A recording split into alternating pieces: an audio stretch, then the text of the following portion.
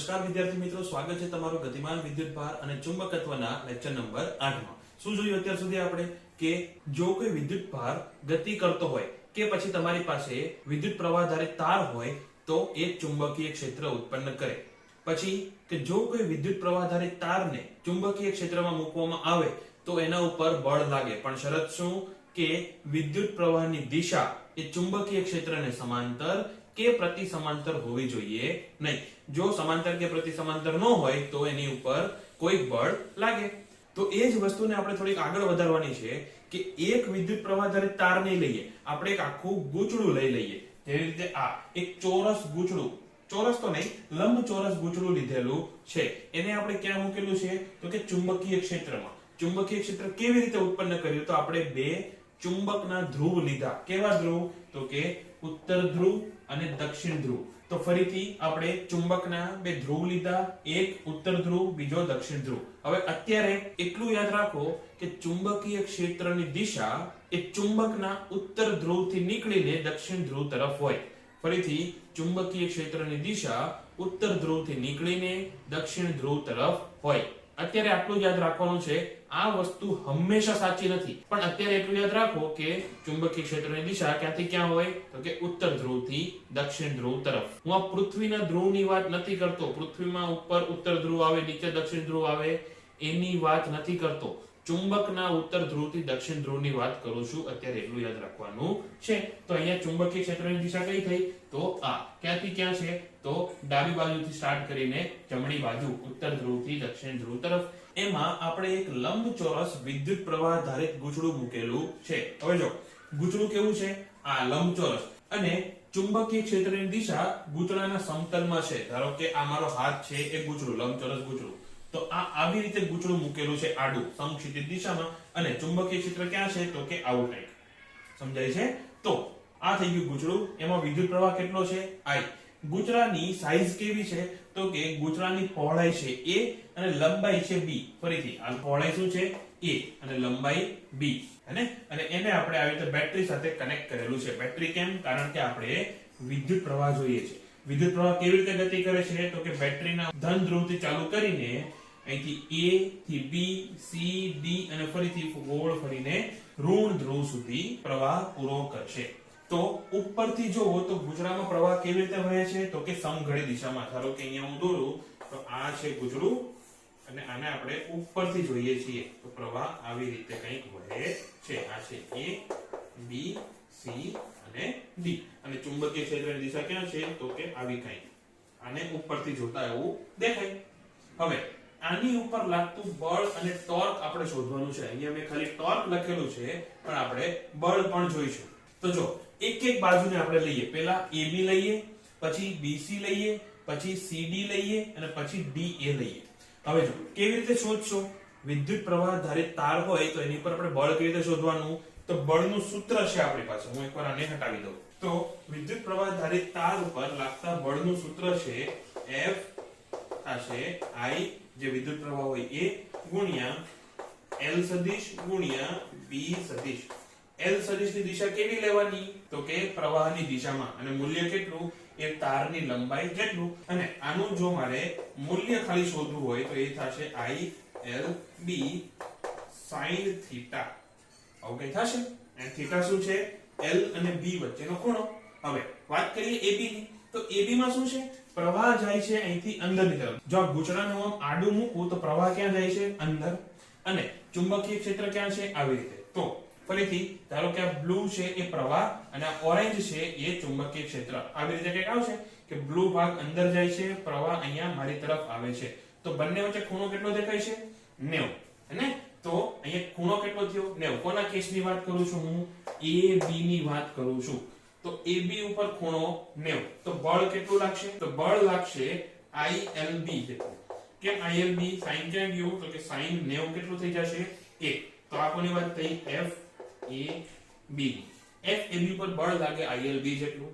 દિશાનું શું, તો દિશામાં જો ફરીથી આ બ્લુ છે તે પ્રવાહની દિશા, L ની દિશા થઈ ગઈ, આ ઓરેન્જ છે તે ચુંબકીય ક્ષેત્રની દિશા મારી તરફ। હવે આંગળી ક્યાંથી ક્યાં ફેરવવાની છે તો કે L થી B તરફ, હેને ક્રોસ પ્રોડક્ટ ની દિશા શોધવી હોય તો આપણે આંગળી ક્યાંથી ક્યાં ફેરવવી પડે પહેલા સદિશ થી બીજા સદિશ તરફ તો પહેલો સદિશ ક્યાં છે L અંદર અને B ક્યાં છે આમ બહાર તો L થી B તરફ જો આંગળી ફેરવું તો અંગૂઠો ક્યાં જાય છે મારો નીચે એટલે કે આ AB ઉપર બળની દિશા ક્યાં આવશે નીચે એ આવી રીતે કાઈ એને કહી દઈએ આપણે F A B આટલું સમજાઈ ગયું એવી જ રીતે હવે વિડિયો પોઝ કરીને ટ્રાય કરો તો BC ઉપર બળ કેટલું લાગશે પહેલા મૂલ્ય શોધો BC ઉપર તો BC ની દિશા ક્યાં છે BC ની દિશા છે ચુંબકીય ક્ષેત્રની દિશામાં દેખાય છે અહીંયા આ થઈ ગઈ BC ની દિશા અને આ થઈ ગઈ ચુંબકીય ક્ષેત્રની દિશા તો બંને વચ્ચે ખૂણો કેટલો થયો ખૂણો થઈ ગયો 0 ખૂણો 0 તો sin 0 તો બળ 0 એટલે કે BC ઉપર કોઈ પણ જાતનું બળ લાગશે નહીં ફરીથી BC ઉપર કોઈ પણ જાતનું બળ લાગશે નહીં એવી રીતે હવે વાત કરો CD ની તો CD માં L ક્યાં આવશે બહારની સાઈડ હેને L આપણે આ બ્લુ પણ આ વખતે બહાર પહેલા AB માં આ બ્લુ વેક્ટર ક્યાં હતો તો કે અંદર તરફ જતો હવે CD માં બ્લુ વેક્ટર ક્યાં છે આમ બહારની તરફ આવતો હેને પછી B વેક્ટર ક્યાં આવશે આવી રીતે પાછો બે વચ્ચે ખૂણો કેટલો દેખાય છે 90 તો ખૂણો 90 હોય તો FCD પણ આટલું જ થશે કેટલું જ થશે તો આટલું જ ILB જેટલું પછી દિશા ફરીથી પહેલા સદિશ થી બીજા સદિશ તરફ હવે L ક્યાં છે બહાર આવી રીતે અને B ક્યાં છે તો આ બાજુ મારી તરફ આવતો તો આમ હાથ લેવો પડશે તો L બહાર આવતો પછી B આવી રીતે તો આંગળીને આમ ફેરવું તો અંગૂઠો ક્યાં જાય છે ઉપર તો બળ અહીંયા ક્યાં લાગશે ઉપર તો આવી રીતે આ થઈ ગયું FCD તો FCD આ બળ આવી રીતે ઉપર લાગશે આ બળ નીચે લાગશે હવે DA નો વારો તો DA માં પ્રવાહ ક્યાં જાય છે આમ ઓકે અહીંયા A માં પણ પ્રવાહ આમ જાય છે D માં પણ પ્રવાહ આમ જાય છે અને આ બે ને આપણે નહીં ધારીએ એવું ધારી લઈએ કે આ બે તાર જે નાના નાના તાર છે ને બહુ નાના છે અને બે વચ્ચેનો ગેપ પણ ઓછો છે મતલબ આ DA ને તમે એક આખો પ્રવાહ ધારિત તાર ધારી શકો ઓકે તો DA માં પ્રવાહ ક્યાં જાય છે તો D થી A આવી રીતે અને ચુંબકીય ક્ષેત્ર ક્યાં છે તો વિરુદ્ધ દિશામાં તો બે વચ્ચે ખૂણો કેટલો થયો 180 હોય તો F કેટલું 0 કેમ કારણ કે sin 180 કેટલું થાય 0 થાય તો આ ABCD માં કોના ઉપર બળ લાગશે તો ખાલી AB અને CD ઉપર જ બળ લાગશે ફરીથી આખા ABCD ગૂંચળામાં બળ કોના ઉપર લાગશે તો કે ખાલી AB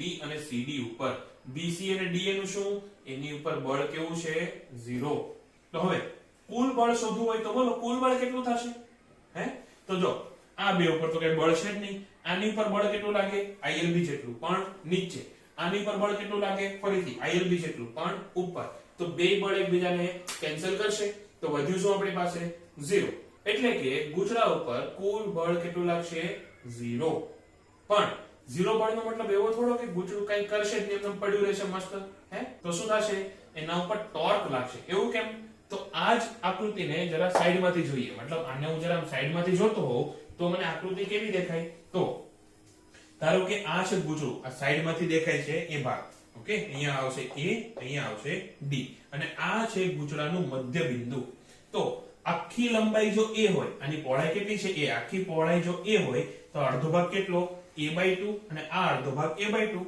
હવે A વાળા ભાગ પર બળની દિશા કેવી છે તો કે નીચે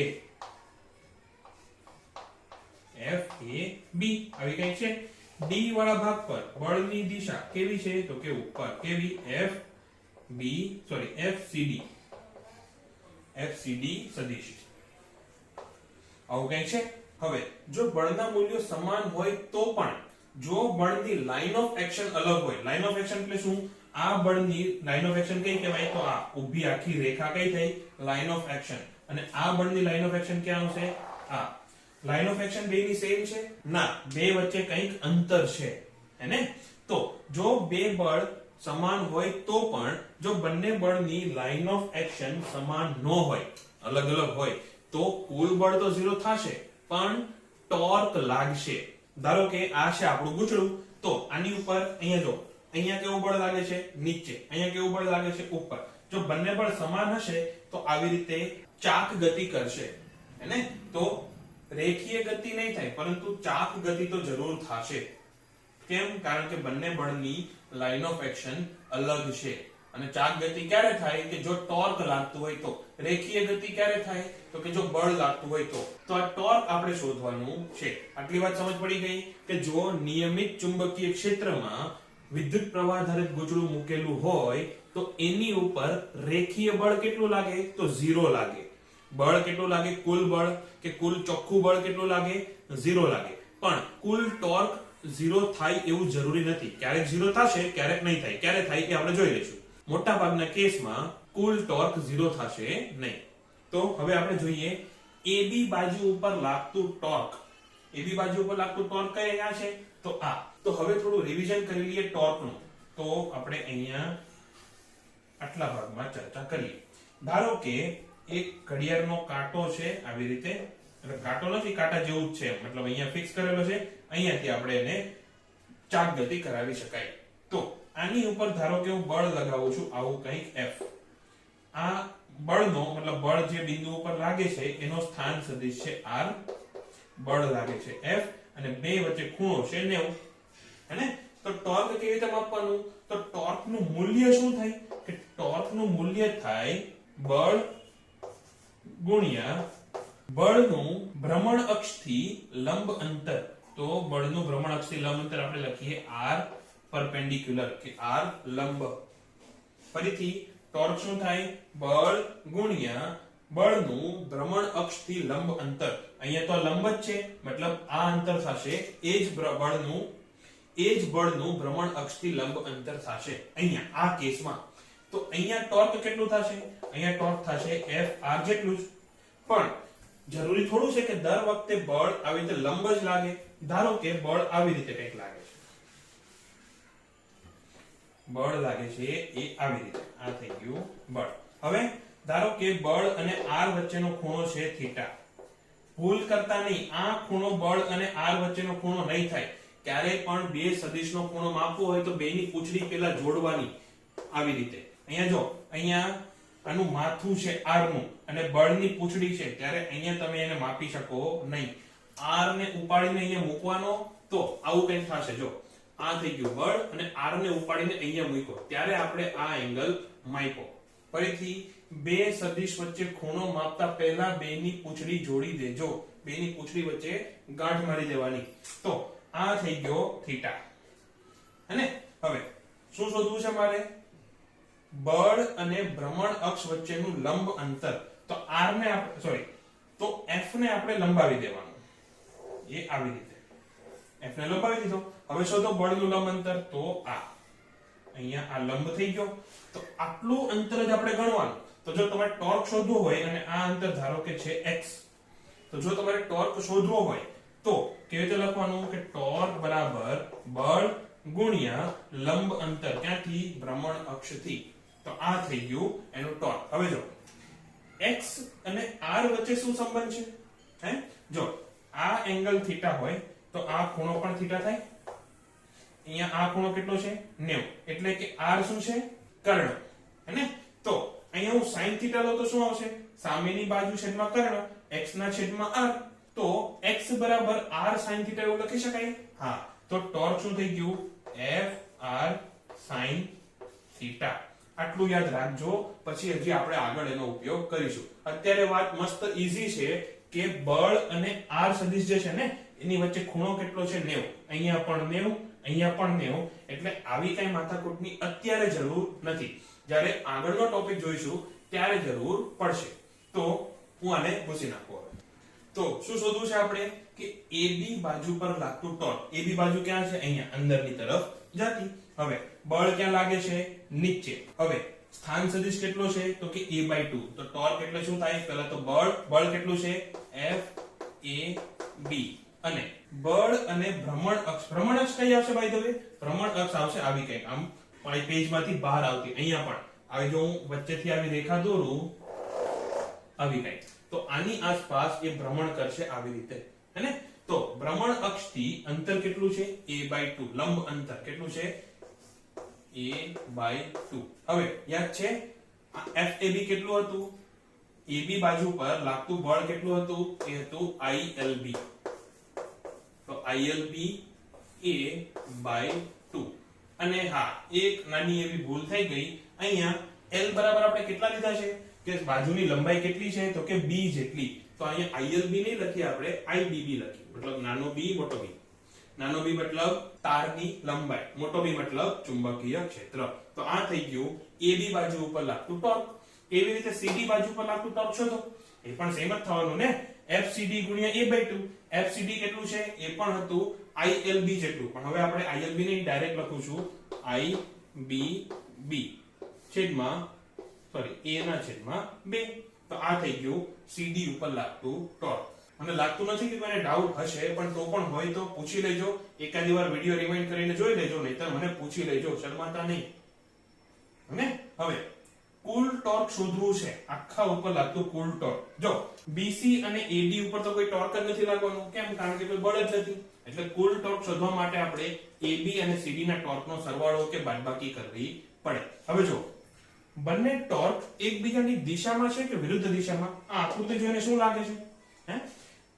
FCD ઉપર છે, FAB નીચે છે, તો બે ટોર્ક એકબીજાના વિરુદ્ધ હોય એવું લાગે છે? એવું લાગે છે, પણ છે નહીં. કેમ એવું? તો કારણ કે FCD જે છે એ આને કઈ રીતે ઘુમાવવાની ટ્રાય કરે છે? સમઘડી દિશામાં કે વિષમઘડી દિશામાં? ફરીથી FCD ક્યાં લાગે છે? ઉપર. તો ધારો કે આ છે આપણું ગૂંચળું. FCD ક્યાં લાગે છે? ઉપર. તો એને કેવી રીતે ઘુમાવશે? આમ, વિષમઘડી દિશામાં. તો FAB કેવી રીતે ઘુમાવે છે? એ પણ અહીંયા નીચે બળ લગાવીને વિષમઘડી દિશામાં જ ઘુમાવે છે ને. તો બંને ટોર્કની દિશા કેવી આવશે? સમાન. ફરીથી બંને ટોર્કની દિશા એકબીજાને વિરુદ્ધ લગતા નહીં. કેમ? કારણ કે બંને ટોર્ક ગૂંચળાને વિષમઘડી દિશામાં જ ઘુમાવે છે. તો કુલ ટોર્ક કેટલું થશે? કે ટાઉ AB વત્તા ટાઉ CD. ટાઉ એટલે ટોર્ક, હે ને? તો આ કેટલું થશે? એ થશે IBB A ના છેદમાં 2 વત્તા IBB A ના છેદમાં ફરીથી 2. તો આ કેટલું થશે? અડધું અડધું આખું. તો IBB A. આ થઈ ગયું ટોર્કનું સૂત્ર. આટલું અત્યારે છાપવું હોય તો છાપો, પછી હજી આને આપણે આગળ મંતરવાનું છે. તો આપણને ટોર્ક આવું કંઈક મળ્યું હતું કે IABB. હવે આ AB એટલે શું? તો A શું છે? આની પહોળાઈ, અને સ્મોલ b શું છે? એ આની લંબાઈ. તો AB એટલે શું થશે? એનો વિસ્તાર કે પછી ક્ષેત્રફળ. તો IAB. આ શું થઈ ગયું? કે I વિદ્યુત પ્રવાહ વાળા એક ક્ષેત્રફળ ધરાવતા અને B જેટલા ચુંબકીય ક્ષેત્રમાં લંબ રૂપે મૂકેલા ગૂંચળા પર લાગતું કુલ ટોર્ક. લંબ રૂપે એવું કેમ કીધું? તો જો ક્ષેત્રફળ સદિશ કેવી રીતે મળે? તો ક્ષેત્રફળ સદિશ, ધારો કે હું આવો કોઈ એક વિસ્તાર લઈ લઉં તો આનું ક્ષેત્રફળ સદિશ ક્યાં થાય? તો કે આ સમતલને લંબ, મતલબ આવી રીતે યા તો બહાર આવતું યા તો અંદર જતું, હે ને? તો ધારો કે હું આ જ ગૂંચળાની વાત કરું તો ગૂંચળું કેવું છે? આવું કંઈક. તો આનો ક્ષેત્રફળ સદિશ ક્યાં આવે? યા તો અહીં ઉપર જતો યા તો અહીંથી નીચે આવતો. ઉપરની બદલે થોડો ત્રાસો વહી ગયો, તો આ ઉપર જતો આવી રીતે. યા તો ઓપ્શન 1 યા તો ઓપ્શન 2, હે ને? તો અહીંયા ચુંબકીય ક્ષેત્ર ક્યાં છે? આ દિશામાં B. તો તમે કોઈ પણ ઓપ્શન લઈ લો, બંને કેવા છે? ચુંબકીય ક્ષેત્રને લંબ. તો ફરીથી આ ટોર્ક શું છે? B ચુંબકીય ક્ષેત્રમાં I વિદ્યુત પ્રવાહ ધરાવતા એક ક્ષેત્રફળ વાળા લંબ રૂપે મૂકેલા ગૂંચળા પર લાગતું કુલ ટોર્ક. હવે લંબ રૂપેની વાત થઈ ને, લંબ ન હોય તો ધારો કે આ જ વિદ્યુત પ્રવાહ ધારિત ગૂંચળાને આમની બદલે આમ મૂકેલું હોય તો, થોડુંક ત્રાંસું મૂકેલું હોય તો આમને આપણે થોડુંક આમ રાખીએ, આવી રીતે. તો શું થશે? તો જોઈએ. તો પહેલા તો આ આકૃતિ ફરી જાય, હે ને? એ આકૃતિ કેવી આવશે? તો એક ગૂંચળું થઈ ગયું આવી રીતે. ચલો એને થોડુંક આપણે મોટી રીતે દોરીએ. તો ગૂંચળું થઈ ગયું આવું. પછી એનું મધ્ય બિંદુ અહીંયા જ છે. બળ ક્યાં લાગશે? બળ હજી એ જ દિશામાં લાગશે, અહીંયા ઉપર, અહીંયા નીચે. વિશ્વાસ ન આવતો હોય તો ચેક કરી લો. જો અહીંયા ગૂંચળું આમ છે, પણ પ્રવાહ તો અંદર જ જાય છે ને. અહીંયા પણ પ્રવાહ બહાર જ આવે છે. તો દિશા તો આપણે પ્રવાહની બદલી નથી, ચુંબકીય ક્ષેત્રની પણ દિશા બદલી નથી. તો બળના મૂલ્યો સમાન જ રહેશે અને બળની દિશા પણ સમાન જ રહેશે. પણ BC અને DA ઉપર કંઈક બળ લાગશે. ફરીથી BC અને DA ઉપર કંઈક બળ લાગશે. ધારો કે હું BC દોરું તો BC છે આવી રીતે, અને ચુંબકીય ક્ષેત્ર ક્યાં છે તો કે આ દિશામાં. તો બે વચ્ચે કઈ ખૂણો છે થીટા. આ શું છે BC અને એનો વિદ્યુત પ્રવાહ. તો હવે ચુંબકીય ક્ષેત્રની દિશા શોધો. ક્ષેત્ર નહીં, ચુંબકીય બળની દિશા શોધો. તો શું કરશો? IDL cross B. આ છે ને B, ચુંબકીય ક્ષેત્ર B ક્યાં છે? આ. તો IDL ક્રોસ B કરવા માટે આંગળીને ફેરવવાની I થી B. તો ક્યાં બળ લાગ્યું? અંદર. એટલે કે BC ઉપર બળ ક્યાં લાગશે? આમ અંદર, ઉપરની તરફ, આવી રીતે. પછી હવે જો આ આકૃતિ દોરવાની નથી. આ આકૃતિ કોના માટે છે?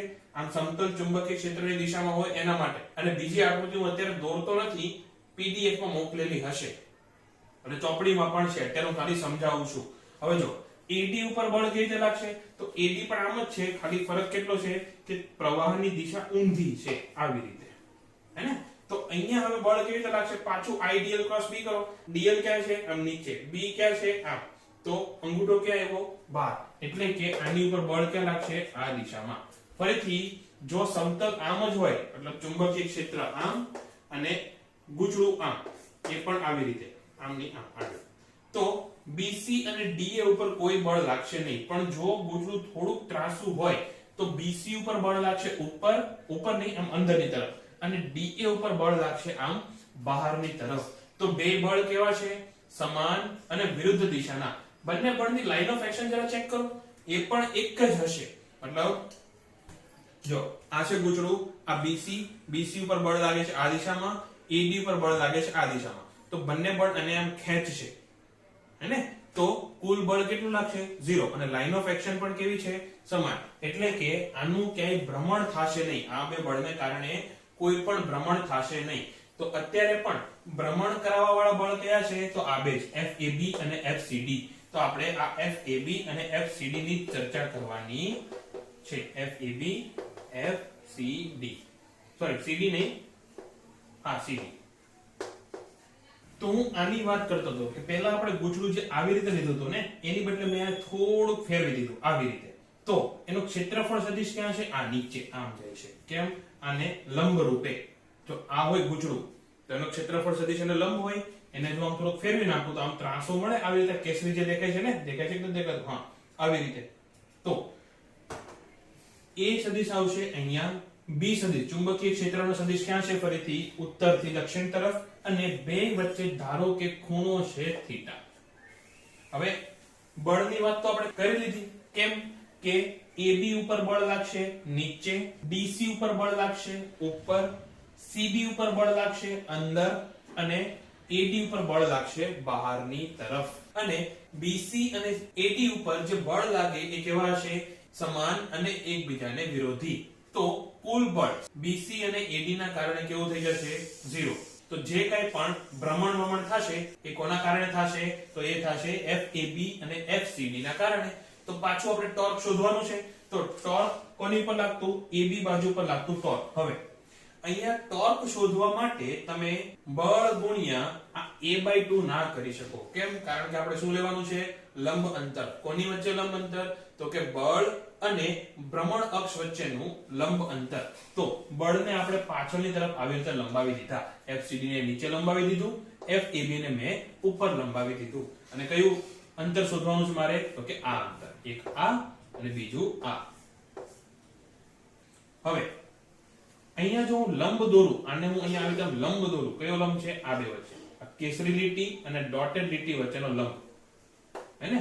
તો આ ખૂણો કેટલો બને? થીટા બનશે. આ સમજાય છે? ફરીથી અહીંયા જો આવી તો લંબ દોરું તો આ ખૂણો કેટલો બન્યો? થીટા. તો આ ખૂણો કેટલો બનશે? 90 - થીટા બનશે. આ ખૂણો એટલે આ આડી લીટી અને કેસરી લીટી વચ્ચેનો ખૂણો કેટલો બનશે? 90 ડિગ્રી માઈનસ થીટા. આ સમજાય છે બધાને? હે, ધારો કે એ છે phi. ધારો કે એ કેટલો છે? phi. હવે આપણે આ વ્હાઇટ અંતર શોધવું છે ને. જો આ ખૂણો phi હોય તો આ ખૂણો પણ phi જ થવાનો હોય. તો હવે મારે કહેવાની જરૂર નથી. હે, હવે આ લંબ અંતર શોધવું છે. હવે આ ત્રિકોણ જુઓ જરા. આ ત્રિકોણ, એમાં આ લંબાઈ કેટલી છે? તો કે A/2. સોરી, આ લંબાઈ કેટલી છે? A/2. અને આ લંબાઈ શોધવી છે. એમાં આ ખૂણો છે 90, આ ખૂણો છે phi.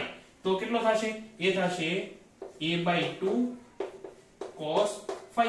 આ સમજાય છે ને? cos θ અહીંયા શોધો જરા. હવે cos phi શોધો અહીંયા. cos phi શું થશે કે આ પાસેની બાજુ છેદમાં કર્ણ, પાસેની બાજુ કેટલી છે એ આપણે શોધવાની છે ને. ચાલો કે પાસેની બાજુ છે x, ધારો કે પાસેની બાજુ x છે, તો x cos phi કેટલું થશે કે x ના છેદમાં a/2. તો x બરાબર કેટલું થયું? a/2 cos phi. આ સમજાઈ ગયું હે ને? હવે phi કેટલું છે? 90 - θ. તો એ મૂકો, એ કેટલું થશે? તો અહીંયા જો થશે a/2 cos 90 - θ. તો cos 90 - θ એટલે sin θ.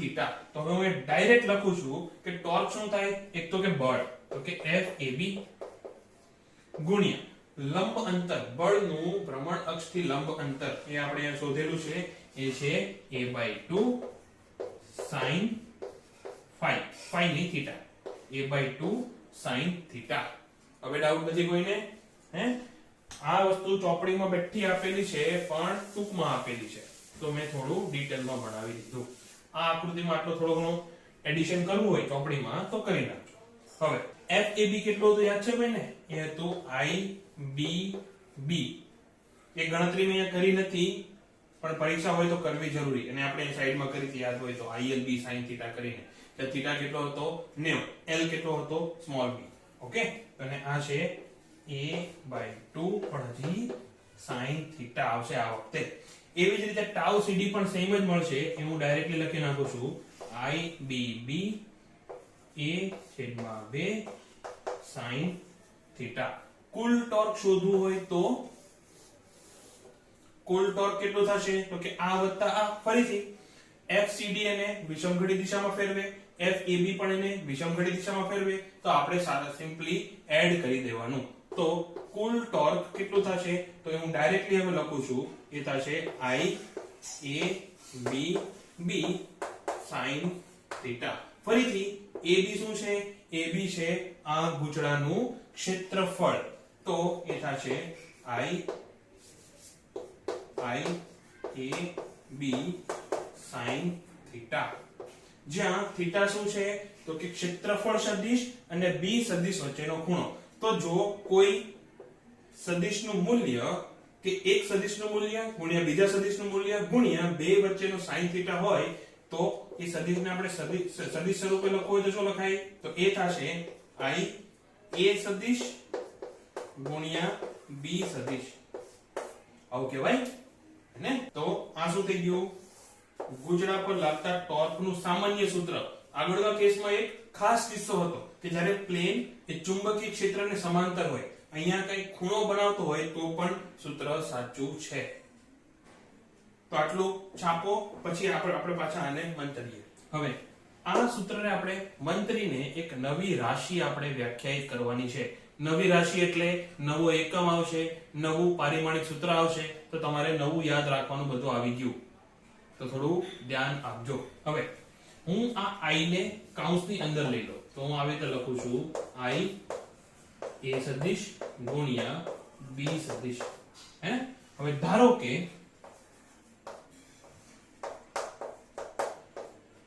I A એના બરાબર હું એક રાશિ લઈ લઉં m. આ m શું છે એ પછી કહું. અત્યારે આપણે ધારી લઈએ કે આના બરાબર મેં કંઈક m લઈ લીધું, તો ટોર્ક કેવી રીતે લખાય? તો ટોર્ક થશે m સદિશ ગુણ્યા b સદિશ. હવે આ જો m ની દિશા કેવી હશે? કે જે a ની દિશા હશે એ જ m ની દિશા, હે ને? a ની દિશા કેવી રીતે આવશે? હા, એ પણ જરા આપણે ડિસ્કસ કરી લઈએ. ધારો કે આ છે તમારી પાસે ગૂંચળું. આવું ને આપણે 3D માં ગૂંચળું બનાવીએ. આવું સસ્તું ગૂંચળું આપણે નથી દોરવું, થોડુંક મોંઘું ગૂંચળું દોરીએ. તો આ 3D માં મેં બનાવી દીધું ગૂંચળું. હવે એમાં પ્રવાહ વહે છે ધારો કે આવી રીતે, એટલે હું ઉપરથી જોઉં ને તો સમઘડી દિશામાં દેખાય. હવે આના ક્ષેત્રફળનો સદિશ બે રીતે આપી શકાય, એક તો ઉપર અને બીજો નીચે. યા તો તમે ઓપ્શન 1 યા તો ઓપ્શન 2, એવું નહીં કે બે માંથી એક આના ક્ષેત્રફળનો સદિશ બને કે જે સમતલને લંબ રૂપે હોય. એમાંથી કયો લેવાનો? તો પ્રવાહની દિશામાં જમણા હાથની આંગળી ફેરવવાની. તો જમણો હાથ બહુ મહત્વનો છે આ પ્રકરણમાં. તો તો થોડો સાચવીને રાખજો તમારો જમણો હાથ. તો ફરીથી જમણા હાથને નહીં, જમણા હાથની આંગળીને ક્યાં ફેરવવાની?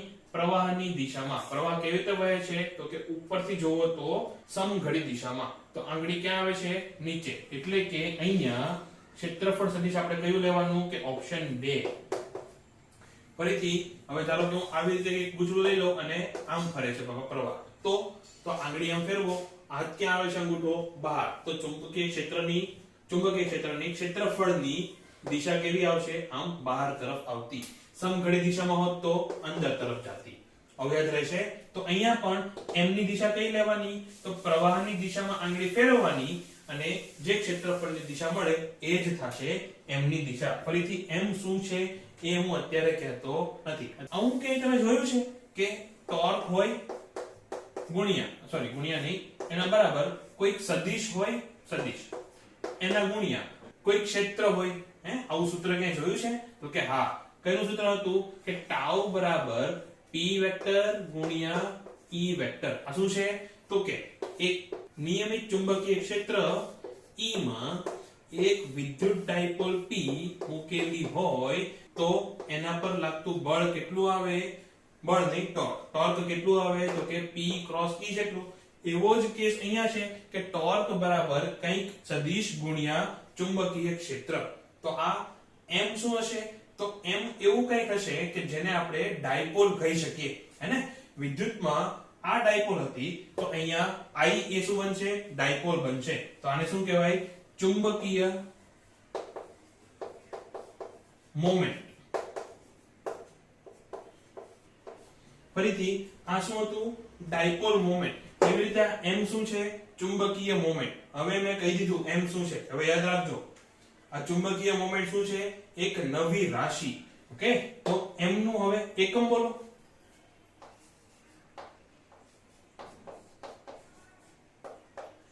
આ m નો એકમ શું થશે? તો I નો એકમ એમ્પિયર, a નો એકમ મીટર નો વર્ગ. તો આનો એકમ શું થશે? એમ્પિયર મીટર નો વર્ગ. આ એટલે કોણ? કે ચુંબકીય મોમેન્ટ. ચુંબકીય મોમેન્ટ નો એકમ શું છે? Ampere metre. અને પારિમાણિક સૂત્ર આ જોડણી જે કઈ હોય તે ચલાવી લેજો, નહીતર જે થાય તે કરી લેજો. સૂત્ર એ શું થશે? MLTA.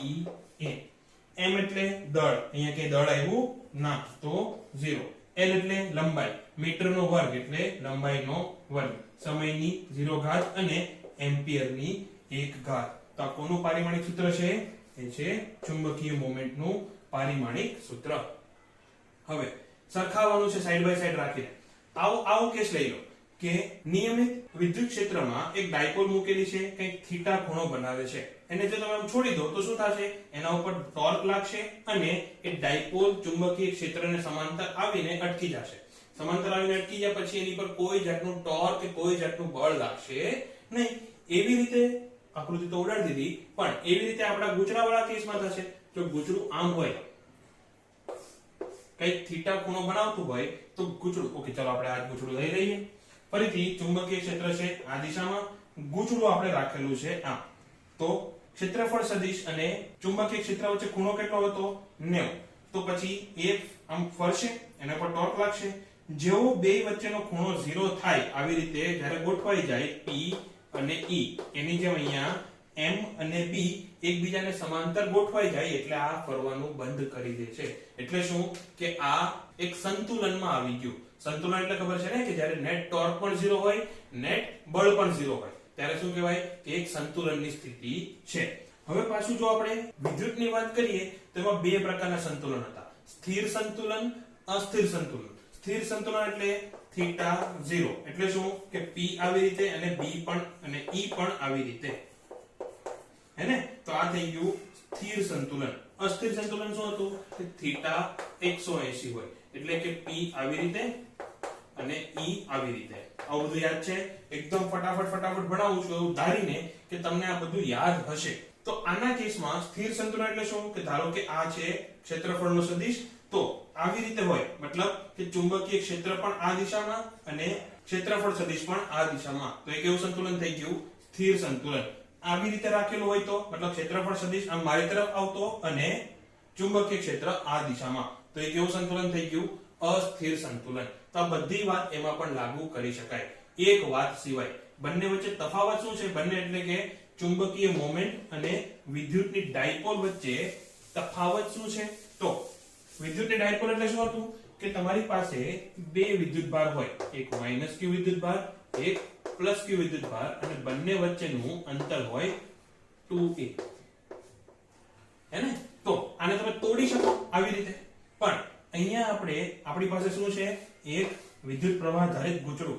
એને તમે તોડી તો શકો નહીં. જો તમે તોડી નાખો તો શું થાય? તૂટી જાય. તૂટી જાય તો પ્રવાહ બંધ થઈ જાય. તો કે ગૂંચળામાંથી જો પ્રવાહ ન વધતો હોય તો ચુંબકીય ક્ષેત્ર જેવું કંઈ આવે નહીં. મતલબ કે આને તમે તોડીને એક ધ્રુવ ગોતી શકો. મતલબ આનો તમે એક ધ્રુવને અલગ કરવા હોય તો કરી શકાય. જ્યારે ચુંબકીય ડાયપોલમાં એક ધ્રુવને અલગ કરી શકાય નહીં.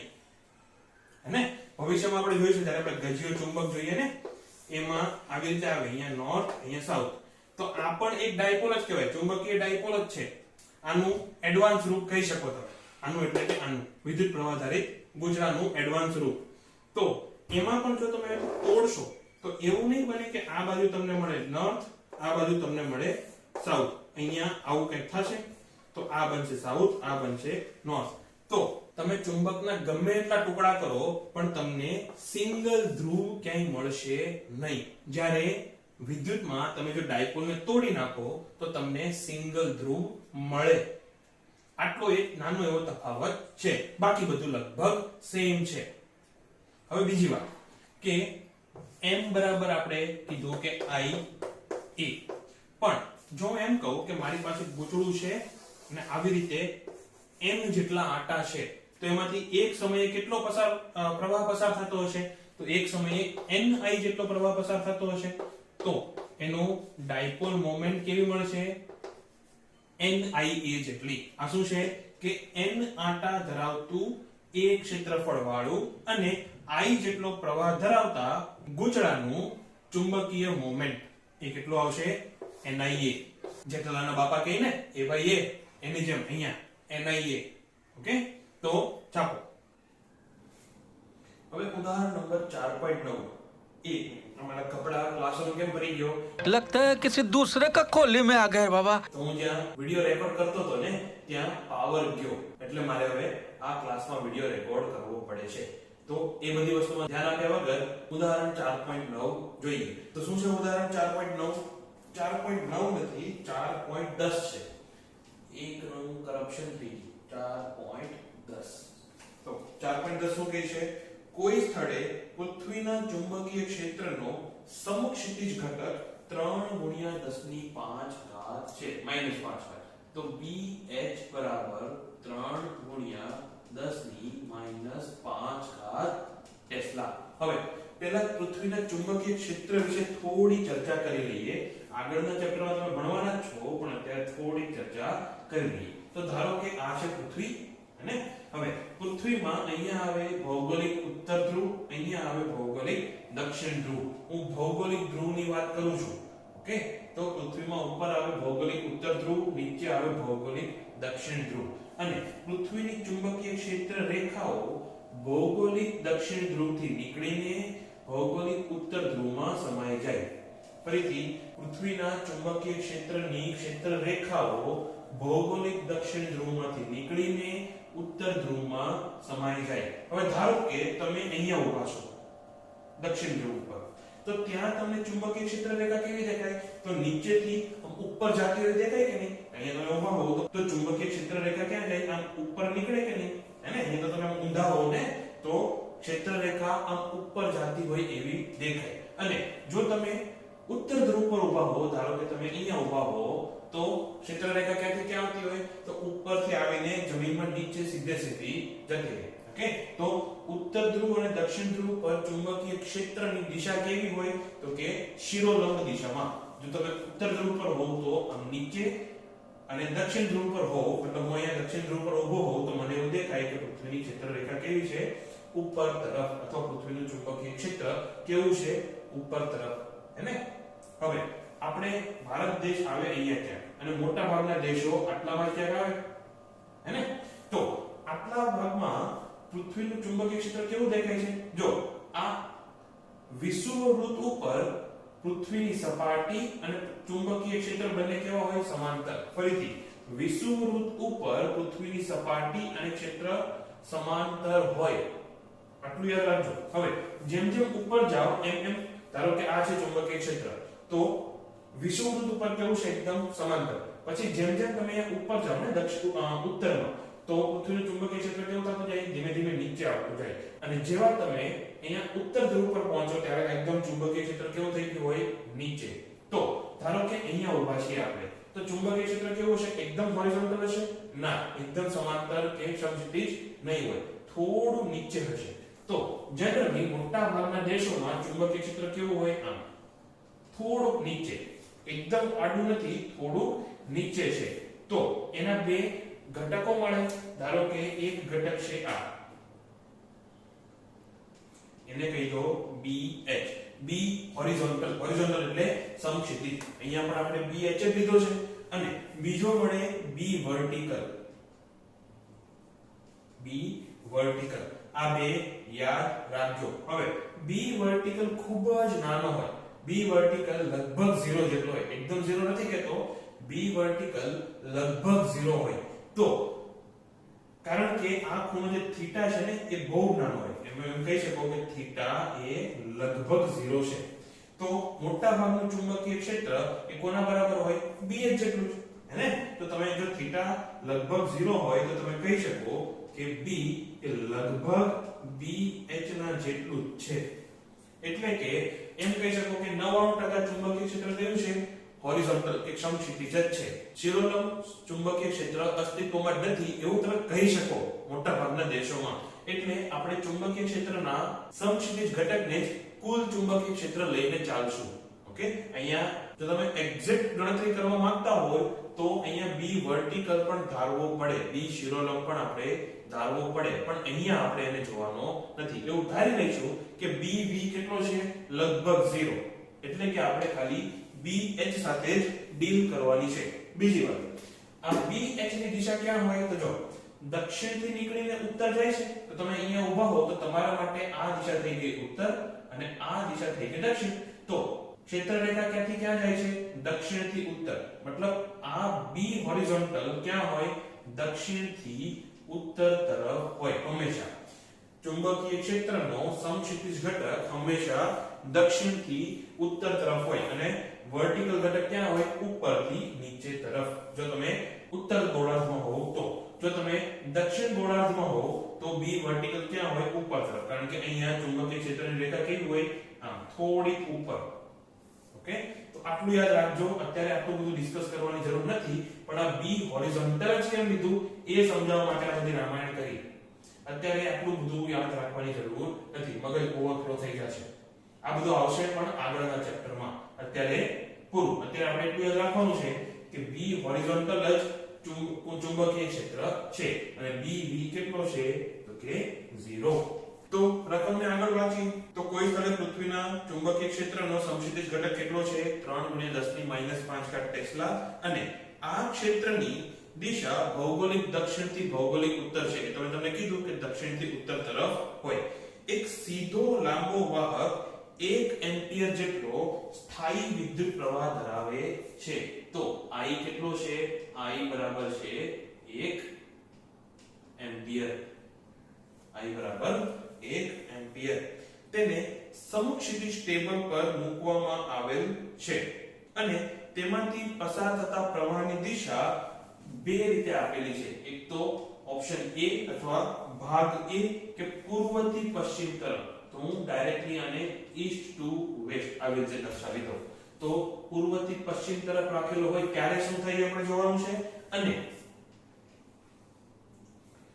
બીજું છે દક્ષિણથી ઉત્તર તરફ રાખેલો છે. તો ભાગ B શું છે? એ છે દક્ષિણથી ઉત્તર. તો સાઉથ થી નોર્થ. તો આ થઈ ગયો ભાગ A, આ થઈ ગયો ભાગ B. ત્યારે આપણે શું શોધવાનું છે કે એકમ લંબાઈ દીઠ તેના પર લાગતું બળ શોધવાનું છે. હવે યાદ છે કે કોઈ L લંબાઈનો વાહક હોય એમાંથી I વિદ્યુત પ્રવાહ પસાર થતો હોય અને B જેટલા ચુંબકીય ક્ષેત્રમાં મૂકેલો હોય તો એની પર કેટલું બળ લાગે? તો બળનું સૂત્ર શું હતું કે F બરાબર સદિશ I L ક્રોસ B. આવું કઈ યાદ છે? હે, હવે આપણે જો એનું ફક્ત મૂલ્ય શોધવું હોય તો બળનું મૂલ્ય કેટલું થાય? તો કે I L B sin theta. જો ક્રોસ પ્રોડક્ટ ને મારે કાઢવો હોય તો મારે શું લખવું પડે? sin theta. જે થીટા શું છે? તો થીટા છે L અને B વચ્ચેનો ખૂણો. આ બધું બહુ બધી વખત આપણે ડિસ્કસ કરી ગયા છીએ, તો હું એવી આશા રાખું કે તમને યાદ હશે. તો હવે જોઈએ કે જો પૂર્વ પશ્ચિમ દિશામાં વાયરને મૂકેલો હોય તો શું થાય? તો ધારો કે આ છે ટેબલ. આ ટેબલ કેવું છે? આમ સમક્ષિતિજ. હવે હું દિશા એકવાર વ્યાખ્યાયિત કરી દઉં તો આ છે ઉત્તર દિશા, આ છે પશ્ચિમ દિશા, આ છે પૂર્વ દિશા અને આ છે દક્ષિણ દિશા. એની ઉપર આપણે વાયરને કેવી રીતે મૂકવાનો છે? તો કે ઈસ્ટ ટુ વેસ્ટ, મતલબ આવો હોરિઝોન્ટલ આડો. અહીંથી વાયર ચાલુ થઈ ગયો. આવી રીતે વાયરને આપણે કેવી રીતે મૂકેલો છે? તો કે પૂર્વ પશ્ચિમ દિશામાં. એમાંથી પ્રવાહ આવી રીતે કંઈક પસાર થાય છે. કેટલો? 1 એમ્પિયર. અને લંબાઈ આપણને અત્યારે ખબર નથી. હવે ચુંબકીય ક્ષેત્રની દિશા કઈ છે? તો કે ઉત્તર. મતલબ ઉત્તર દિશા ક્યાં આવશે? અહીંયા આમ ક્યાંક આવશે. આ વસ્તુ ક્યાં છે? શિરોલંબ સમતલમાં મેં દોરીને બતાવ્યું છે ને. એને જો આ ટેબલ ઉપર મૂકો તો આવું કઈ આકૃતિ બને. અહીંયા આવે ઉત્તર, અહીંયા આવે દક્ષિણ, અહીંયા આવે પૂર્વ, અહીંયા આવે પશ્ચિમ. તો ચુંબકીય ક્ષેત્રની દિશા કઈ છે? આમ અંદર તરફ જતી. હું અહીંયા ચુંબકીય ક્ષેત્ર આવી રીતે દોરી દઉં. આ B શું થઈ ગયું? ચુંબકીય ક્ષેત્ર. એક્ચ્યુઅલી B નહીં, BH. કેમ? કારણ કે આપણે BH ની વાત કરીએ છીએ. તો BH ક્યાં છે? અંદર. વાયર ક્યાં છે? આ દિશામાં. હે ને? તો બે વચ્ચે ખૂણો કેટલો દેખાય છે તમને? હે? કઈ આઈડિયા આવે છે? બે વચ્ચે ખૂણો કેટલો થશે? તો ખૂણો થશે અહીંયા 90. તો આ આકૃતિ દોરવી હોય તો દોરજો, નહીં દોરો તો પણ વાંધો નહીં. પણ જો યાદ ન રહેતું હોય, જો થોડા ટાઈમમાં આજે કઈ સમજાયું હોય ભૂલી જવાતું હોય તો આકૃતિ સાઈડમાં ક્યાંક દોરી નાખજો. તો આપણે અહીંયા લખવાનું કે અહીંયા થીટા કેટલો છે? 90. ઓકે, એટલે કે તો માટે બળ કેટલું થશે? I L B જેટલું. હવે તમારે બળ શોધવાનું છે. વાંચો જરા રકમમાં શું લખેલું છે? એકમ લંબાઈ દીઠ લાગતું બળ. તો આપણે શોધવાનું છે કે કેપિટલ F ના છેદમાં L કેટલો થાય? કેટલો થશે? I B જેટલો. I B કેટલો છે? કિંમતો મૂકો જરા. એ આવશે 1 ગુણ્યા 3 ગુણ્યા 10 ની -5 ઘાત. તે કેટલું થયું? એ થશે 3 ગુણ્યા 10 ની -5 ઘાત જ. અને એકમ શું આવશે એનો? બોલો. એકમ ટેસ્લા આવશે? ના, હજી આપણે એને એમ્પિયર સાથે ગુણેલો છે ને. તો એકમ શું આવશે? તો બળનો એકમ ન્યૂટન અને લંબાઈનો એકમ મીટર ઇન્વર્સ. તો આ થશે એનો એકમ. તો ચલો, આ થઈ ગયો ભાગ A નો આન્સર. કે જો આપણે વાયરને પૂર્વ પશ્ચિમ દિશામાં રાખેલો હોય તો આવી રીતે કંઈક બળ લાગે. હવે ફરીથી Sn માટે હું હવે ડાયરેક્ટલી એકવાર લખી નાખું છું કે F બરાબર થશે I L B sin theta. I L અને B માં તો આપણે કઈ ફેરફાર કરતા નથી, તો જે કંઈ પણ ફેરફાર થયો છે એમાં થયો sin થીટામાં અથવા થીટામાં. તો એ થીટા અહીંયા કેટલો થશે? તો ફરીથી હું એક ટેબલ દોરી દઉં. તો ક્યાં ગઈ પેન? હા, ટેબલ આવું કંઈક આવશે. આની ઉપર આપણે વાયર કેમ મૂકેલો છે? તો આ જ દિશામાં.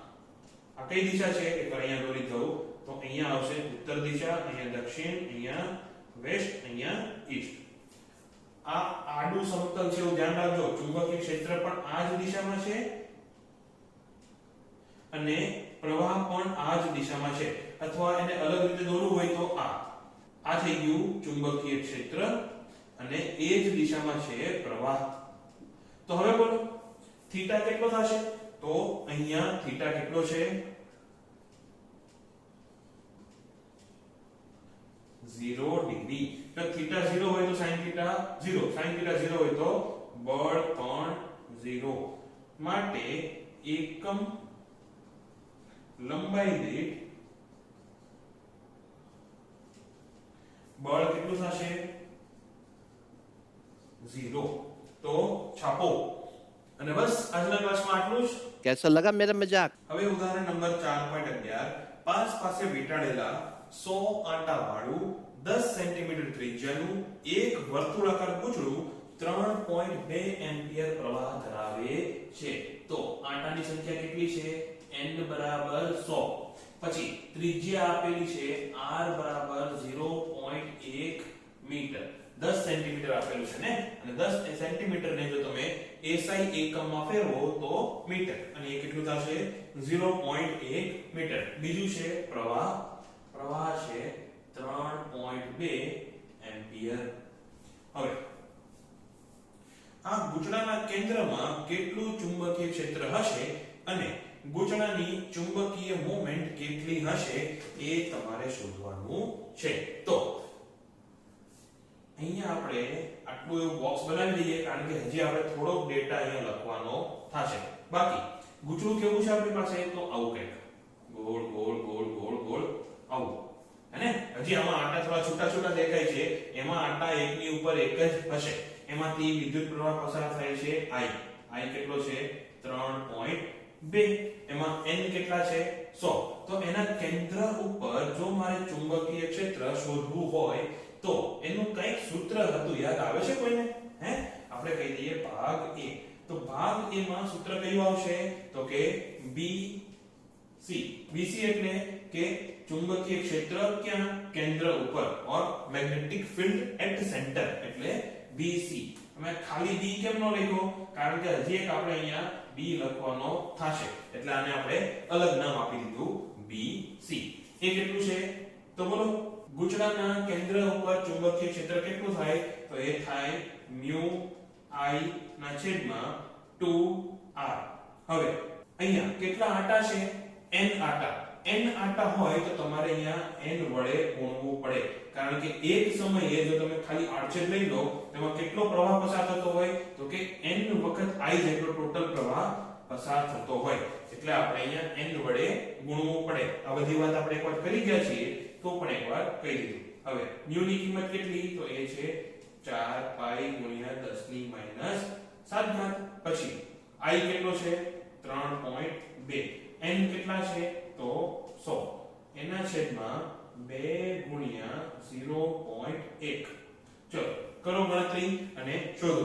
હું ડાયરેક્ટલી લખી નાખું છું અને તમને મળશે 2 ગુણ્યા 10 ની માઈનસ 3 ઘાત ટેસ્લા. હવે એવું નહીં કહેતા કે સર એ કાપલીમાંથી લખી નાખ્યું. આ બધું હવે તમારે ખાલી ગણતરી જ કરવાની છે. મહત્વનું શું છે કે કયું સૂત્ર તમે નક્કી કરો છો, એટલે કયું સૂત્ર તમે વાપરો છો. એકવાર એ આવડી જાય પછી તો ગણતરી જ છે. તો વાપરો કેલ્ક્યુલેટર અને બોલો શું આન્સર આવે છે. અને એ આવશે 2 ગુણ્યા 10 ની માઈનસ 3 ઘાત ટેસ્લા. હવે ભાગ B. ભાગ B માં તમારે શોધવાની છે ચુંબકની ચાપ માત્રા. ચુંબકની નહીં, ગૂંચળાની ચાપ માત્રા. ચાપ માત્રાનો સિમ્બોલ શું હતો? m. આવું કઈ યાદ આવે છે? અને m બરાબર કેટલું હતું? આઈએ આપકા ઇંતજાર હે, ને?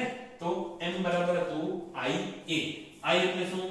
વિદ્યુત પ્રવાહ. A એટલે એમ્પિયર નહીં, A એટલે ગૂંચળાનું ક્ષેત્રફળ. અને n આટા હોય તો n, IA n. તો મૂકો કિંમત બધી. n કેટલું છે? 100. I કેટલું છે? 3.2. A કેટલું થશે? તો પાઈ r².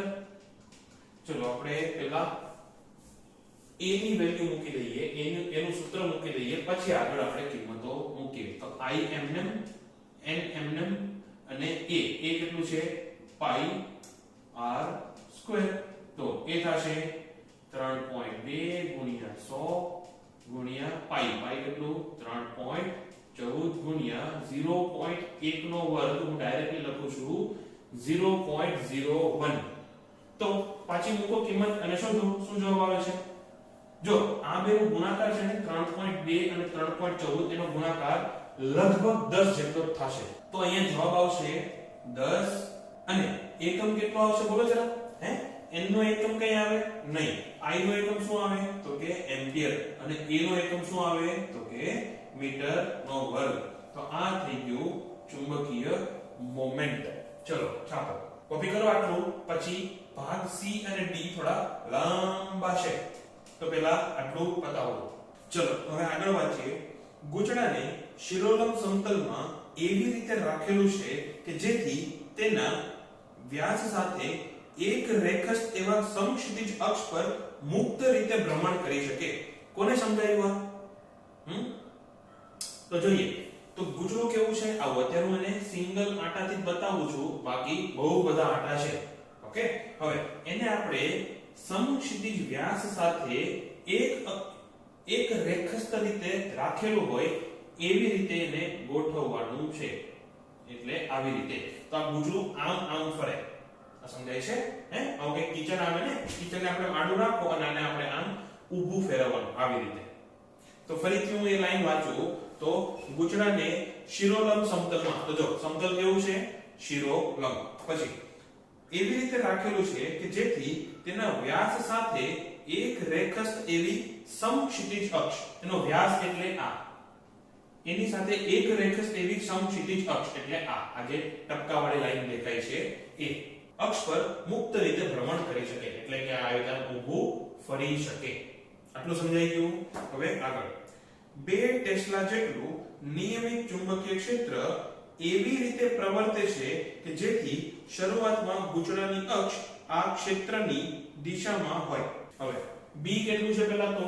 b 2 tesla. હવે આ b શું છે? એના કેન્દ્ર ઉપર ચુંબકીય ક્ષેત્ર? ના, આપણે એને બાહ્ય ચુંબકીય ક્ષેત્ર લગાવેલું છે. આ દિશામાં નથી, પણ હું ખાલી સમજાવું છું કે આપણે એક બાહ્ય ચુંબકીય ક્ષેત્ર લગાવેલું છે. પણ એ ચુંબકીય ક્ષેત્ર કેવી રીતે લગાવ્યું છે તો હવે જો ફરીથી વાંચું છું કે 2 ટેસ્લા જેટલું ચુંબકીય ક્ષેત્ર કેવું? સમક્ષિતિજ. એટલે યા તો આમ હશે, યા તો આમ હશે, યા તો અહીંથી આમ બહાર આવતું હશે, અથવા તો અંદર જતું હશે. 4 જ ઓપ્શન છે. ફરીથી સમક્ષિતિજ એટલે આ 4 ઓપ્શન બીજા 2 ઓપ્શન કયા આવે? એક આ અને એક આ. આ તો સમક્ષિતિજ નથી, એટલે આપણી પાસે છે આ 4 ઓપ્શન. હવે આમાંથી કયો સાચો એ જોઈએ. તો સમક્ષિતિજ ચુંબકીય ક્ષેત્ર એવી રીતે પ્રવર્તે છે કે જેથી શરૂઆતમાં ગૂંચળાની અક્ષ આ ક્ષેત્રની દિશામાં એક રેખસ્થ હોય. હવે જો ગૂંચળાની અક્ષ એટલે કઈ? આ નહીં. આ શું છે? આ છે ભ્રમણ અક્ષ.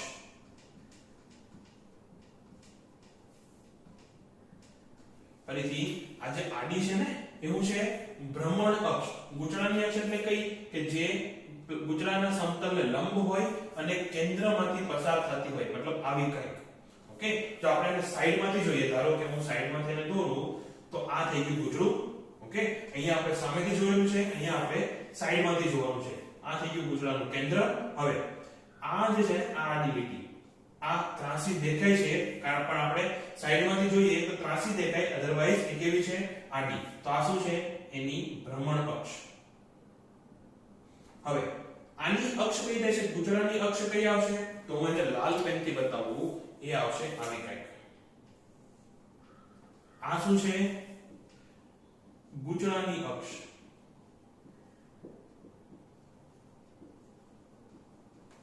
અને આ જે ટપકા વાળી છે એ છે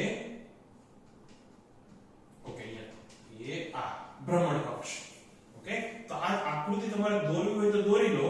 એક વખત મગજમાં પ્રોપર ઇમેજિન કરો, પછી આપણે સવાલને આગળ વધારીએ. તો હવે જો ન સમજાયું હોય તો ભાગ પાછો એકવાર થોડો રિપીટ કરીને જોઈ લેજો. હું ફટાફટ એકવાર સવાલ પાછો વાંચી જાઉં છું. તો ગૂંચળાને શિરોલંબ સમતલમાં એવી રીતે રાખેલું છે કે જેથી તેના વ્યાસ સાથે એક રેખસ્થ એવી સમક્ષિતિજ અક્ષ પર મુક્ત રીતે ભ્રમણ કરી શકે છે. 2 ટેસ્લા જેટલું નિયમિત સમક્ષિતિજ ચુંબકીય ક્ષેત્ર એવી રીતે પ્રવર્તે છે કે જેથી શરૂઆતમાં ગૂંચળાની અક્ષ આ ક્ષેત્રની દિશા સાથે એક રેખસ્થ હોય.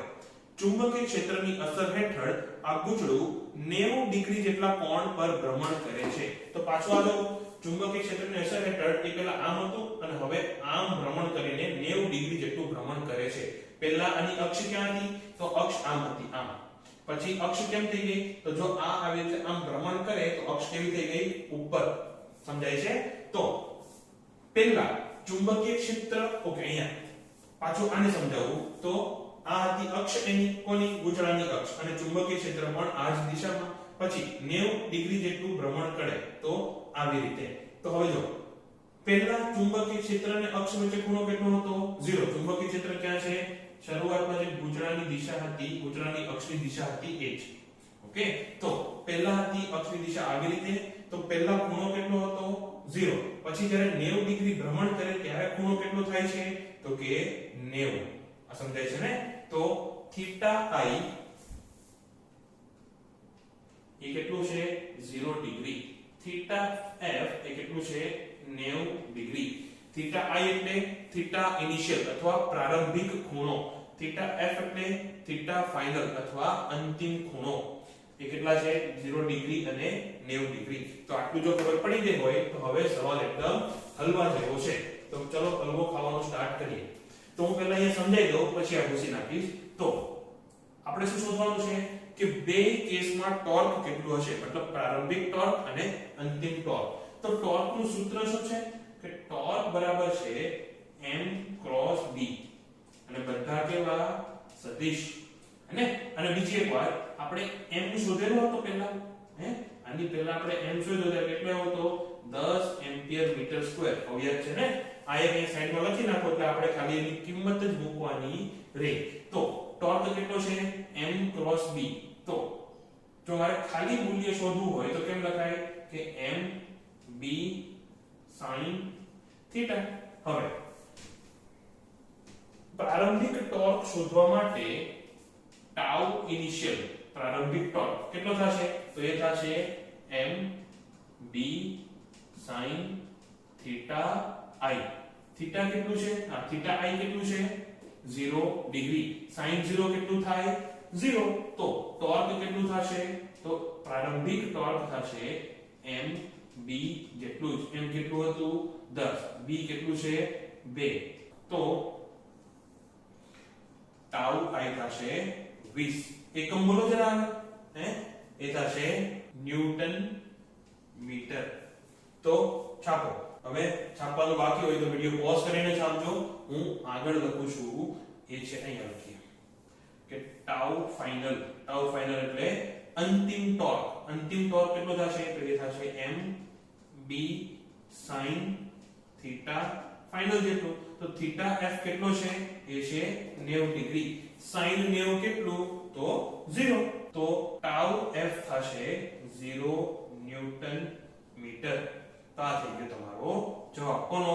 ભાગ c નો. અહીંયા જે આપણે ભાગ c ની જ વાત કરીએ છીએ, તે લાંબો ભાગ છે ને, એ હવે આવશે d માં. તો પહેલા આટલું છાપી લો.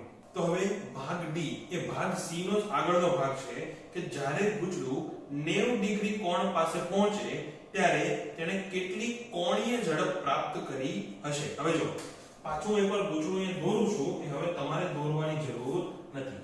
તો આ છે ગુચડું. અહીંયા હતી એની ભ્રમણ અક્ષ, અહીંયા હતી એની અક્ષ, હે ને? હવે આને આપણે આમ ફેરવવાનું છે. તો આ થઈ ગઈ પ્રારંભિક સ્થિતિ. હવે અંતિમ સ્થિતિ હું દોરું તો આવી કંઈક આવશે. અહીંયા આવશે એની અક્ષ અને ભ્રમણ અક્ષ તો એમ જ રહેશે. આ છે ગૂંચળાની અક્ષ અને આ છે ભ્રમણ અક્ષ. તો આપણે આ થઈ ગઈ અંતિમ સ્થિતિ. અહીંયાથી આપણે અહીંયા આવવાનું છે. હવે આની ઉપર કંઈક બળ લાગે છે? તો ના.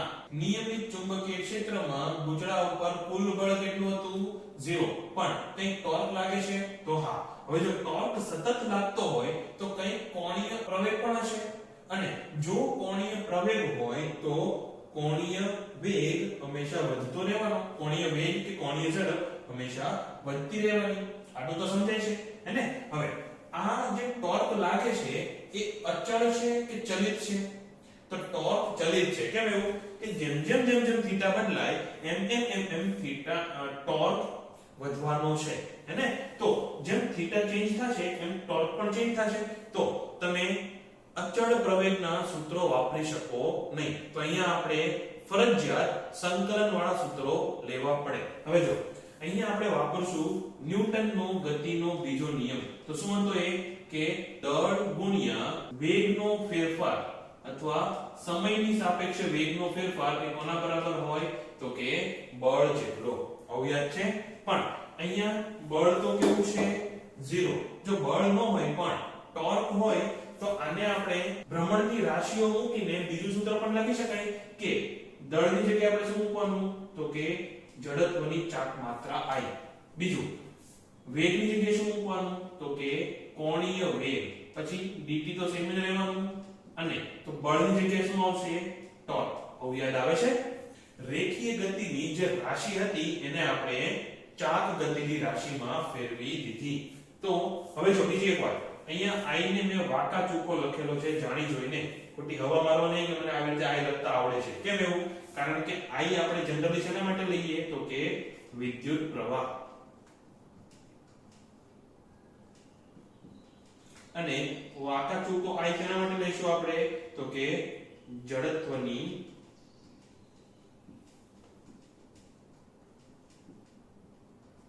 ચાક માત્રા. ઓકે હા તો આને તમારે સાઈડમાં કે બોક્સ બનાવીને લખવું હોય તો લખી નાખજો અને કે વાકા ચૂકો I હોય તો જડત્વની ચાક માત્રા, સીધો I હોય તો વિદ્યુત પ્રવાહ. પ્રવાહી લખ્યું મેં પ્રવાહ. ઓકે હવે આગળ શું શોધવાનું છે આપણે dw. ટોર્ક નું સૂત્ર છે તમારી પાસે તો કે હા mb sin θ જેટલું. I પણ આપેલું છે ક્યાં દાખલાના અંતમાં શું લખેલું છે કે ગુજરાની જડત્વની ચાક માત્રા કેટલી છે 0.1 કિલોગ્રામ મીટરનો વર્ગ. તો ટોર્કની કિંમત મૂકીએ અને આની સાથે કંઈક મસ્તી કરીએ. તો જો I mm પછી આપણે અહીંયા શૃંખલાનો નિયમ લગાવશું કે d ઓમેગા ના છેદમાં d થીટા ગુણ્યા d થીટા ના છેદમાં dt. તો d થીટા વડે ગુણી નાખ્યું d થીટા વડે ભાગી નાખ્યું એવું પણ તમે કહી શકો. અને ટાઉ બરાબર થશે આ md sin થીટા હે ને. હવે d omega by d theta ને એમનેમ રહેવા દો. d થીટા બાય dt કેટલું થાય તો એ થશે d થીટા ના છેદમાં dt અથવા d થીટા બાય dt કેટલું થાય કોણીય વેગ જેટલું. તો આપણને મળશે I પછી કોણીય વેગ ગુણ્યા d omega by d theta એ થશે mb sin થીટા જેટલું. હવે જો આવું કેમ કર્યું આપણે તો આપણને ખબર છે કે જેમ જેમ થીટા બદલાય એમ એમ ઓમેગા બદલાવાનો છે. તો આપણે d ઓમેગા અને d થીટા ના ટર્મમાં લઈ લીધું. હવે d ઓમેગા ને અહીંયા રહેવા દો, d થીટા ને આ બાજુ લઈ લો એટલે આપણે એનું સંકલન કરી શકાય. તો I ઓમેગા d ઓમેગા બરાબર થશે mb sin theta d theta. એટલા માટે આપણે અહીંયા d થીટા વડે ગુણીને ભાગી નાખ્યું કે આ બાજુ આપણે d થીટા જોતો હતો અને અહીંયા d થીટા બાય dt તો આપણે કરી શકાય. એ થઈ ગયું ઓમેગા અને ઓમેગા નો આપણે સંકલન કરી નાખશું. તો સંકલન કરીએ I સંકલન ઓમેગા d ઓમેગા એ કોના બરાબર થશે તો mb સંકલન sin થીટા d થીટા. હવે જો ઓમેગા ક્યાંથી ક્યાં જાય છે તો શરૂઆતમાં ઓમેગા કેટલું હતું? શરૂઆતમાં ગુચડું ક્યાંય ગતિ કરતું હતું ના. તો શરૂઆતમાં ઓમેગા હતો 0. શરૂઆતમાં કોણીય વેગ કેટલો હતો 0. અંતમાં ધારો કે કોણીય વેગ થાય છે ઓમેગા f જેટલો. તો ઓમેગા નું સંકલન થશે 0 થી ઓમેગા f જેટલું. હવે શરૂઆતમાં થીટા કેટલો હતો તો કે 0 ડિગ્રી. શરૂઆતમાં ગુજરાની અક્ષ કેવી હતી ચુંબકીય ક્ષેત્રને સમાંતર અને અંતમાં એ થશે 90 ડિગ્રી. તો આવી રીતે હવે ઓમેગા d ઓમેગા નું સંકલન એ તો બધાને આવડે. હવે તો એ થશે તો અહીંયા માટે બધે રહી ગયું માટે અહીંયા પણ માટે. હવે I ઓમેગા d ઓમેગા નું સંકલન કેટલું થશે એ થશે ઓમેગા સ્ક્વેર ના છેદમાં 2 સંકલન જાય છે 0 થી ઓમેગા f સુધી અને અહીંયા mb sin નું સંકલન cos થીટા થાય કે માઈનસ cos થીટા થાય? તો જો આ મેં કેવી રીતે યાદ રાખ્યું હતું તો કે સાસરુ sin નું સંકલન ઋણ, ફરીથી સાસરુ sin નું સંકલન ઋણ, તો cos થીટા પણ કેવું ઋણ, અને કેટલું 0 થી 90 ડિગ્રી. અને બીજી એક વાત, અહીંયા i અને mb ને સંકલનની બહાર કેમ રાખ્યા? કારણ કે અચળ છે. તો માટે આ વખતે ભૂલ્યા વગર i ઓમેગા f સ્ક્વેર ના છેદમાં 2 એના બરાબર mb. હવે માઈનસ અત્યારે અહીંયા બહાર લઈ લઈએ તો cos 90 માઈનસ cos 0 આવું થાય હે ને? હવે cos 90 કેટલું? 0. cos 0 કેટલું? 1. તો કૌંસમાં શું આવશે? -1. આ માઈનસ માઈનસ અહીંયા પ્લસ થઈ જશે, તો હું ડાયરેક્ટ લખું છું કે માટે i ઓમેગા f સ્ક્વેર ના છેદમાં 2 બરાબર થશે mb. કૌંસમાં -1 અને માઈનસ પ્લસ થઈ ગયા, તો આગળ ઓમેગા f સ્ક્વેર કેટલું થાય? ઓમેગા f સ્ક્વેર થશે 2mb ના છેદમાં તો વધ્યું i. તો ઓમેગા f કેટલું થાય? √2mb ના છેદમાં i. તો આ થઈ ગયું કોણીય વેગનું સૂત્ર. હવે શું કરશો? કિંમત મૂકો અને જવાબ લાવો. m કેટલો છે? તો m હવે હું ડાયરેક્ટલી લખું છું ત્યાંથી, ક્યાં ગયું? સામે 10 એમ્પિયર મીટર સ્ક્વેર. તો ઓમેગા f થશે વર્ગમૂળમાં 2 ગુણ્યા 10 ગુણ્યા 2. 2 ક્યાંથી આવ્યું? આ b. b ની કિંમત કેટલી છે? 2 ટેસ્લા. અને i છે 0.1. તો આનો જવાબ જાતે શોધો. અને હું શિક્ષક હોવાનો ફાયદો ઉઠાવું છું, કોપી કરીને જાતે લખી દઉં છું 20 સેકન્ડ ઇન્વર્સ અથવા રેડિયન પ્રતિ સેકન્ડ. તો આ શું છે? Omega final. ચાલો છાપો. તો બસ આજના વિડિયોમાં આટલું જ. બહુ નાનો વિડિયો હતો ને, ચેપ્ટર જલ્દી પૂરું કરવાનું છે એટલે વિડિયો થોડો લાંબો રાખવો પડ્યો. સોરી, આગળના વિડિયો નાના એવા હતા તો એનું બેલેન્સ કરવા માટે આ વિડિયો લાંબો રાખ્યો છે, ઉતારી લેજો. ઓકે, તો બસ આજનો ક્લાસ પૂરો. બાય. ભાગો.